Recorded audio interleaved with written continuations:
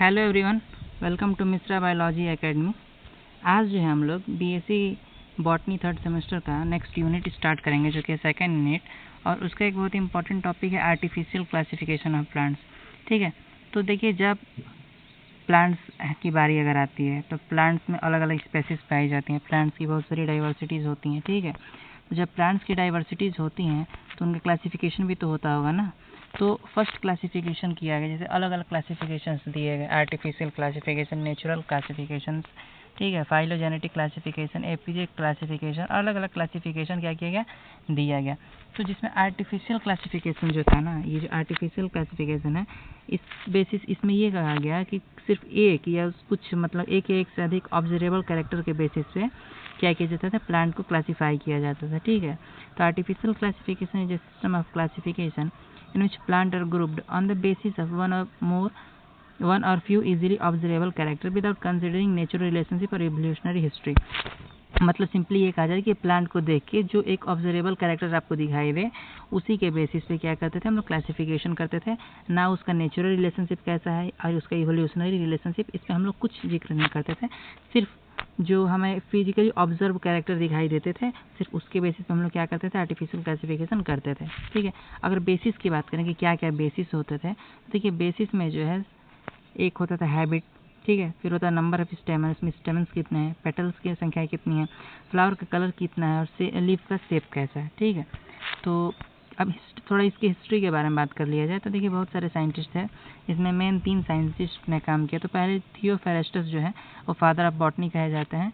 John रे systematics पे काम किए थे, और कैरोलस लिनियस ने आर्टिफिशियल क्लासिफिकेशन का प्रपोज किया था। ठीक है, और इन्होंने ये बताया था, इन्होंने ये इस क्लासिफिकेशन को अपने बुक में स्पेसिस प्लांटेरम में 1753 में दिया था, और उन्होंने सेक्सुअल क्लासिफिकेशन भी बताया था। ठीक है, आर्टिफिशियल क्लासिफिकेशन में समझ लेते हैं कि सेक्सुअल क्लासिफिकेशन क्या था, या फिर सेक्सुअल क्लासिफिकेशन सिस्टम क्या था, इसी को आर्टिफिशियल सिस्टम कहते हैं।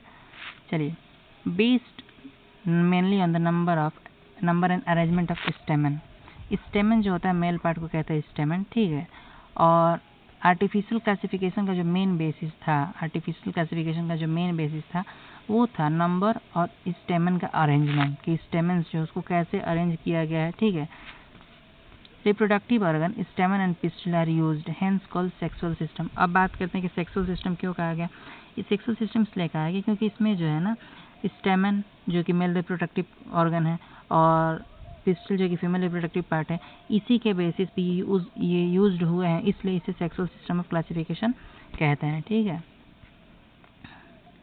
Plant having the same number and arrangement were placed in the same class. Means मान लीजिए कि अगर सेम नंबर है और सेम अरेंजमेंट है, तब उसको सेम क्लास में रखा जाता था।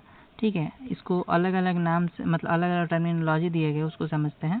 ठीक है, क्लासेस पढ़ते हैं कि अलग अलग क्लास क्या था। ठीक है, देखिए, मैनेंड्रियन, डायेंड्रिया, ट्राइएंड्रिया, टेट्राएंड्रिया, पेंटाएंड्रिया, हेक्साएंड्रिया, ऑक्टेंड्रिया, डेकेंड्रिया, पॉलीएंड्रिया, अलग अलग है। मतलब देखिए, मोनो मीन्स होता है एक, क्या होता है, मोनो टर्म मीन्स होता है एक, मीन्स वन स्टेमन अगर प्रेजेंट है तो है मोनोएंड्रिया। ठीक है, डाई मीन्स होता है दो स्टेमन प्रेजेंट है तो डायेंड्रिया। ठीक है, 3 स्टेमन प्रेजेंट है तो ट्राइएंड्रिया। ऐसी जितने नंबर प्रेजेंट है उसके बेसिस पे नोमेनक्लेचर कर दिया गया है। ठीक है, ये उसके एग्जाम्पल्स है। ठीक है, चलिए तो अब समझते हैं उसके एग्जाम्पल्स। 2 एग्जाम्पल मेनली लेते हैं। पहले लेते हैं एक वीट का, एक राइस का। ठीक है, तो wheat and rice are placed together because they have similar floral character. अब देखिए, सेम क्लास में रखा गया है। क्यों रखा गया है? क्योंकि इनका जो फ्लोरल कैरेक्टर है ये रिजेंबल करते, सिमिलर है, सिमिलर फ्लोरल कैरेक्टर। ठीक है, अब फ्लावर्स की बात करें तो rose and butter cap have many stamen but may have grouped together although they belong to different natural families. मतलब ये है कि इनके पास बहुत सारे स्टेमन होते हैं, मीन्स पॉलीएंड्रियन होते हैं, and may be group together although they belong to different natural families.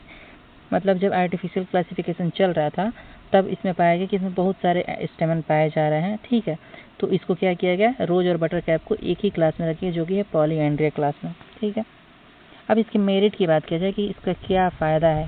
देखिए, ये इजी टू अंडरस्टैंड था, मतलब आसानी से समझ आ जाता था और ज़्यादा टाइम टेक नहीं था। Convenient for classifying newly collected specimen, और ईजी रहता था न्यूली जो भी स्पेसिमेन पाया जा रहा है उसको ऑब्जर्व करके ही बता सकते थे कि किस क्लासिफिकेशन में रखा जा सकता था। Led by foundation for later natural and phylogenetic, मतलब नेचुरल फाइलोजेनेटिक क्लासिफिकेशन के बहुत पहले ये क्लासिफिकेशन लाया गया था। ठीक है।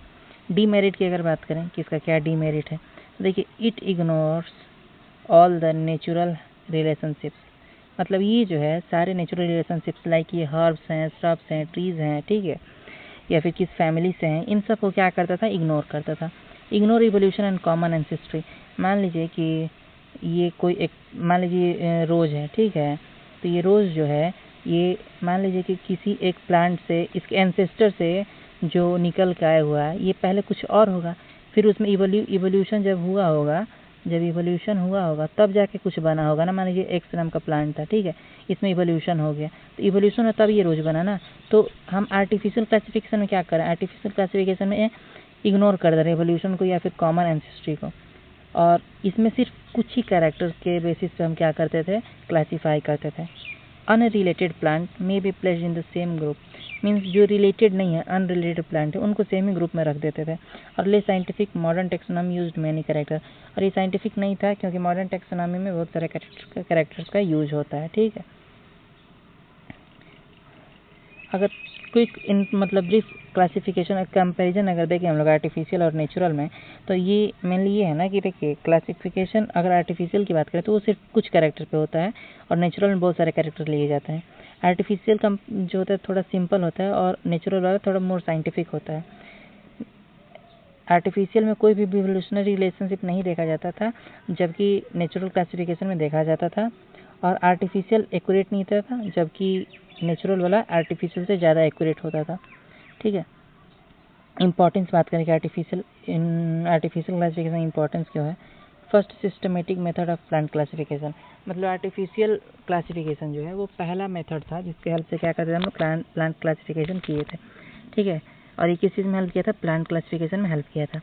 सर्व as the basic for future classification system, मतलब ये किस चीज़ के लिए क्लासीफाई किया था, मतलब जो आगे आने वाले प्लांट्स हैं उनकी क्लासिफिकेशन में जब कुछ पता नहीं था तो उस टाइम पे हम लोग क्या करते थे, आर्टिफिशियल क्लासिफिकेशन मतलब कुछ ऑब्जर्वेबल कैरेक्टर के बेसिस पे ही क्या करते थे, प्लांट की क्लासिफिकेशन करते थे। ठीक है। Led to the development of natural and phylogenetic classification, मतलब इसमें क्या होता था कि led to the development of natural and phylogenetic classification, means artificial classification के बेसिस पे ही आगे इन्हीं सब कैरेक्टर को और मतलब कि और इस पे स्टडी करके हम लोग किसकी ओर बढ़े, नेचुरल और फाइलोजेनेटिक क्लासिफिकेशन की ओर बढ़े। ठीक है। अब लिमिटेशन की बात, लिमिटेशन तो हम लोगों ने ऊपर समझा था। ठीक है। तो can not explain plant evolution के बारे में नहीं बताता है, कॉमन एंसेस्ट्री भी नहीं बताता है, अनरिलेटेड प्लांट को एक साथ रख दिया जाता है, और बाद में रिप्लेस हुआ था नेचुरल और फाइलोजेनेटिक क्लासिफिकेशन से। ठीक है। तो आई होप आप लोगों को ये समझ में आया होगा। तो अगर वीडियो अच्छी लगी हो तो वीडियो को लाइक करें, चैनल को सब्सक्राइब करें और वीडियो को ज़्यादा से ज़्यादा शेयर करें। Thank you.